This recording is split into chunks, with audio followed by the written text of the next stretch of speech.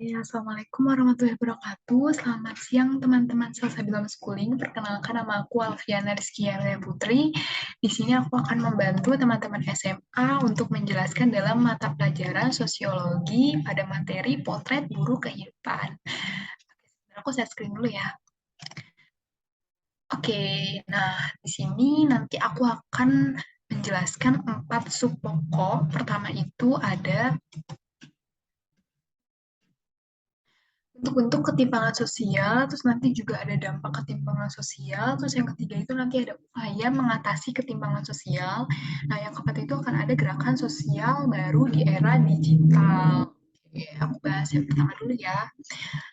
Bentuk-bentuk ketimpangan sosial. Nah, bentuknya itu di sini mungkin teman-teman udah lihat ada 6 bentuk. Nah, ini menurut siapa sih? Ini menurut Adrinov Chaniago.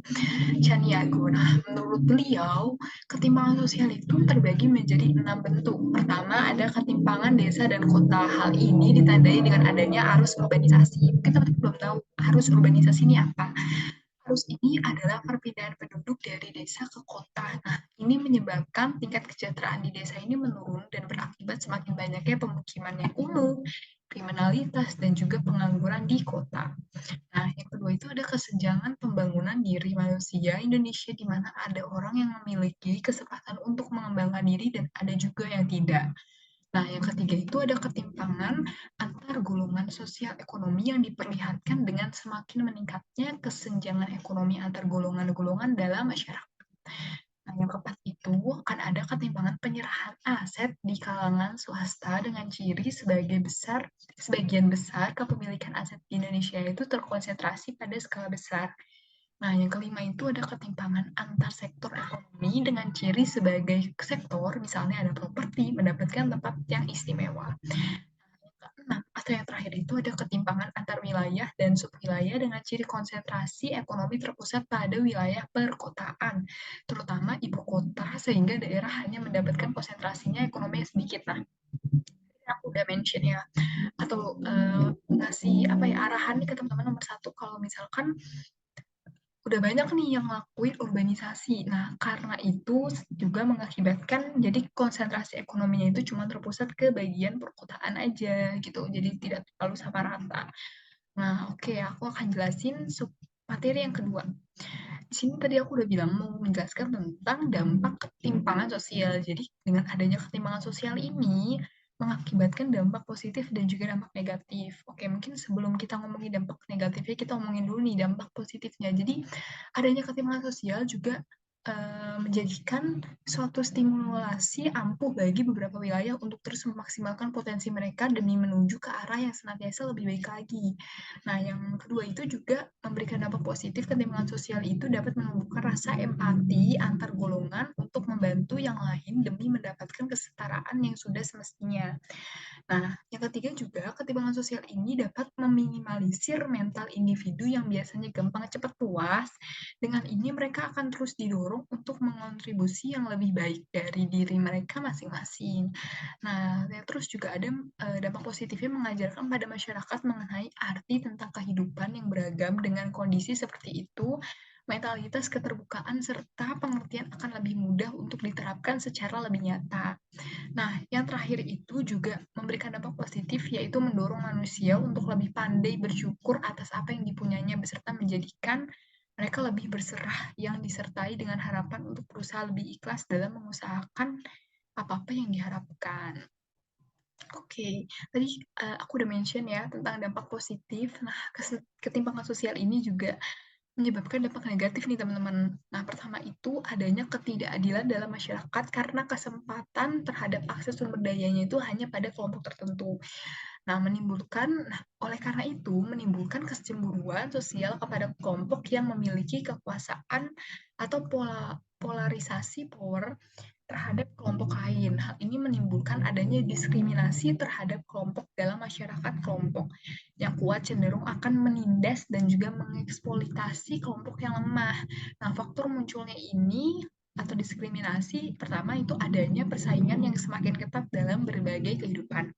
Nah, juga adanya tekanan dan intimidasi yang dilakukan oleh kelompok dominan terhadap kelompok atau golongan yang lemah. Nah, yang terakhir itu disebabkan oleh ketidakberdayaan golongan miskin dan intimidasi yang membuat terpuruk dan juga menjadi korban diskriminasi.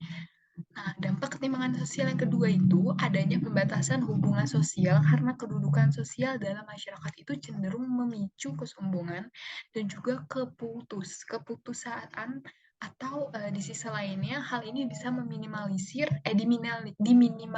dengan berperannya golongan yang bertanggung jawab di bidangnya, semisal kayak pemerintahan lebih mengajarkan masyarakat tentang empati dan juga bekerja keras. Ketimpangan sosial juga masih ada dampak negatifnya. Yang ketiga itu ada cenderung memicu tingginya kriminalitas yang diakibatkan oleh kecemburuan sosial. Kembali lagi, hal yang mesti diperhatikan adalah mengenai mentalitas individu. Yang mampu harus dilatih menjauhi sifat pelit dan semena-mena, sedangkan yang kurang mampu harus dilatih untuk berusaha pada jalan yang benar. Nah, kriminalitas atau kejahatan ini adalah suatu perbuatan atau tingkah laku yang merugikan orang lain sebagai korban dan juga merugikan masyarakat. Nah, menurut Suerjono Soekanto, tindakan kriminal ini disebabkan oleh kondisi-kondisi dan proses-proses sosial yang menghasilkan perilaku-perilaku sosial lainnya, seperti proses imitasi, persaingan, dan juga pertentangan kebudayaan. Nah, dampak ketimpangan sosial yang keempat yaitu melemahkan stabilitas sosial yang berupa keresahan sosial kelompok bawah dan hilangnya solidaritas sosial dalam masyarakat. Nah, kelompok masyarakat yang merasa dampak ketimpangan akan berusaha untuk melakukan perlawanan terhadap struktur sosial. Hal ini dapat memicu terjadinya konflik sosial yang merugikan masyarakat. Oke, masih ada lagi nih dampak negatifnya yaitu kemiskinan. Nah, kemiskinan itu yaitu suatu keadaan seseorang yang tidak sanggup memelihara dirinya sendiri sesuai dengan taraf kehidupan kelompok dan tidak mampu memanfaatkan tenaga baik mental maupun fisiknya dalam kelompok tersebut. Nah, banyak definisi kemiskinan juga dari para ahli, namun di sini hanya dikemukakan pengertian yang sesuai dengan masalah ketimpangan sosial aja. Nah, habis itu juga ada dampak negatifnya yaitu dekadensi moral atau terjadinya penurunan moralitas yang dianut dalam masyarakat. Bagi kelompok masyarakat kelas atas, nah kemerosotan moral ini berupa adanya sikap individualistik atau sikap kurang peduli terhadap sesama dan juga adanya sikap materialistik menganggap bahwa uang dan kekuasaan adalah segala-galanya. Sedangkan bagi kelompok yang kurang mampu nih, atau kelas bawah, kemerosotan moral itu dapat dipicu dengan ketidakmampuan dalam memenuhi kebutuhan hidupnya, sehingga dipaksa menghalalkan segala cara, pokoknya biar kebutuhannya itu terpenuhi gitu, kayak jadi mencuri, terus merampok gitu. Di sini tadi kita udah aku jelasin dampak-dampaknya. Di sini aku akan jelaskan upaya gimana sih kita dapat mengatasi dari ketimpangan sosial itu. Upaya yang pertama itu teman-teman bisa memperbaiki kualitas pendidikan teman-teman nih. Mungkin yang tadinya berpikiran bahwa sekolah ini gak penting gitu. Nah, kita coba perbaiki bahwa sekolah itu juga termasuk penting banget buat kita sebagai investasi pendidikan kita. Terus yang kedua itu meningkatkan fasilitas kesehatan baik jumlah tenaga medis maupun peningkatan pelayanan kesehatan. Mungkin di beberapa daerah gitu fasilitas kesehatannya belum terpenuhi nih teman-teman. Mungkin bahkan puskesmasnya aja masih belum ada gitu. Jadi cukup apa ya mengakibatkan dari ketimpangan sosial itu gitu. Nah, yang ketiga itu adalah melakukan pemberdayaan kelompok di masyarakat, misalnya dengan memberikan penyuluhan atau pengarahan kepada masyarakat. Kita juga perlu banyak-banyak memberikan pengarahan dan juga penyuluhan kepada masyarakat biar sama-sama terbuka nih. Kayak tadi dampaknya ketimpangan sosial tuh apa sih? Ketimpangan sosial juga nggak cuma ada dampak negatifnya aja, namun ketimpangan sosial juga ada dampak positifnya. Cuman kita benar-benar harus hati-hati nih dalam melakukannya gitu. Nah, upaya yang keempat juga ada mobilitas sosial diartikan sebagai sesuatu perpindahan penduduk dari satu daerah ke tempat lainnya. Hal ini bertujuan untuk mengendalikan jumlah penduduk di suatu daerah. Pemerataan penduduk juga harus diikuti pemerataan pembangunan agar tidak menimbulkan ketimpangan sosial.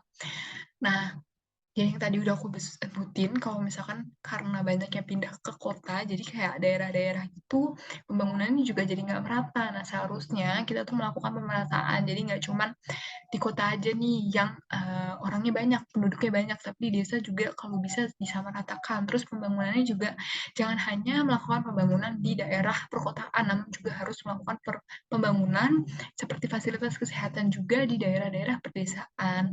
Nah, upaya yang kelima itu menciptakan peluang kerja jumlah penduduk yang besar apabila tidak diimbangi dengan lapangan pekerjaan akan mengakibatkan terjadinya pengangguran. Untuk mengatasi permasalahan tersebut adalah dengan menciptakan peluang kerja. Nah, mungkin banyak orang salah satunya pindah ke perkotaan itu karena peluang kerjanya itu besar, terus lowongan pekerjaan itu banyak, ya kan. Nah, solusinya juga di daerah-daerah perdesaan gitu dibuka banyak apa namanya tempat kerja, lowongan kerja itu. Jadi biar sama-sama orang tidak terpacu untuk hanya hidup di kota saja gitu. Oke, aku lanjut ya. Nah, selanjutnya dan ini adalah pembahasan terakhir kita dengan pertemuan kali ini, yaitu ada gerakan sosial baru di era digital.